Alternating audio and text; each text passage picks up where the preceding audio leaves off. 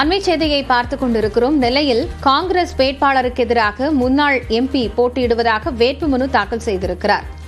நெல்லையில் காங்கிரஸ் வேட்பாளராக அறிவிக்கப்பட்டிருக்கக்கூடிய Robert Bruce வேட்புமனு தாக்கல் செய்திருக்கக்கூடிய நிலையில் அக்கட்சியின் முன்னாள் எம்பி ராமசுப்புவும் வேட்புமனு தாக்கல் செய்திருக்கிறார். கட்சி மேலிடம் வாய்ப்பு வழங்காத நிலையில் முன்னாள் எம்பி ராமசுப்பு இந்த முடிவெடுத்து வேட்புமனுவை தாக்கல் செய்திருக்கிறார். ஏற்கனவே ராபர்ட் புரூஸினுடைய பெயர் அறிவிக்கப்படுவதாக கூறப்பட்டிருந்த நிலையில் அதற்கு முன்பாகவே கட்சியில் உட்கட்சி சலசலப்பு ஏற்பட்டது. வேறு நபருக்கு வாய்ப்பு வழங்கப்பட வேண்டும் என்று கட்சி உறுப்பினர்கள் கூறி வந்த நிலையில் ராபர்ட் புரூஸ் வேட்பாளராக கட்சியின் மேலிடத்தால் அறிவிக்கப்பட்டிருந்தார். இதையடுத்து அவர் வேட்புமனு தாக்கல் செய்திருக்கக்கூடிய நிலையில் அவரை எதிர்த்து போட்டியிடுவதாக அக்கட்சியின் முன்னாள் எம்பி ராமசுப்புவும் வேட்புமனுவை தாக்கல் செய்திருக்கிறார். கூடுதல் விவரங்களோடு மண்டல செய்தியாளர் சிவமணி இணைகிறார். அவரோடு பேசலாம். சிவமணி, விவரங்கள் என்ன? நிச்சயமாக திருநெல்வேலி தொகுதியில அதிகபட்சமாக தமிழகத்திலேயே 34 நபர்கள் 48 மனுக்களை தாக்கல் செய்திருக்கிறார்கள்.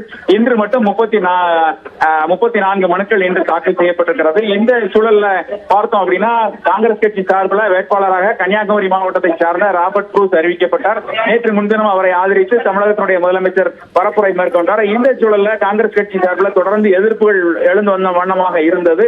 இன்றைக்கு வேட்புமனு தாக்கலுடைய கடைசி நாளான இன்று காங்கிரஸ் கட்சியினுடைய திருநெல்வேலி முன்னாள் பாராளுமன்ற உறுப்பினர் ராமசுப்பு அவர் வேட்புமனுவை தாக்கல் செய்திருக்கிறார். அந்த வேட்புமனு தாக்கலின் போது அதை செய்தி சேகரிக்க சென்ற செய்தியாளர்களை அந்த மாவட்ட ஆட்சியர் அலுவலக அந்த அறைக்குள்ள அனுமதிக்காத சூழல் ஏற்பட்டது. காவல்துறையினரும் மாவட்ட ஆட்சியரும் அவர்களை பத்திரிகையாளர்களை உள்ளே அனுமதிக்காத சூழல் ஏற்பட்டது. வெளியேயே அவர்கள் காத்திருந்த நிலையில உள்ளே சென்று அவர் வேட்புமனுவை தாக்கல் செய்துவிட்டு சென்றிருக்கிறார். அவரோடு மட்டுமல்லாம அகில இந்திய காங்கிரஸ் கமிட்டியின் உறுப்பினராக இருக்கக்கூடிய வானமாமலையும் வேட்புமனு தாக்கல் செய்திருக்கிறார். காங்கிரஸ் கட்சி சார்பில் அதிகாரப்பூர்வ வேட்பாளர் ஒருவர் அறிவிக்கப்பட்டிருக்க அவரை எதிர்த்து 2 காங்கிரஸ் கட்சியை சார்ந்த நபர்களே வேட்புமனு தாக்கல் செய்திருக்கிறார்கள்.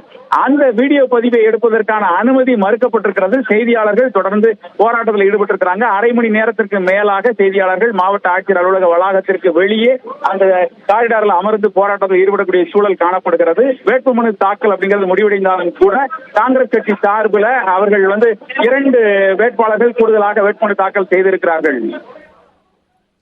நன்றி சிவமணி. கட்சிக்குள் இருக்கக்கூடிய அதிருப்தி தற்போது வெளிவர தொடங்கி இருக்கிறது. மேலிடம் இதனை எப்படி எதிர்கொள்ளும் என்பதை பொறுத்திருந்து பார்க்கலாம்.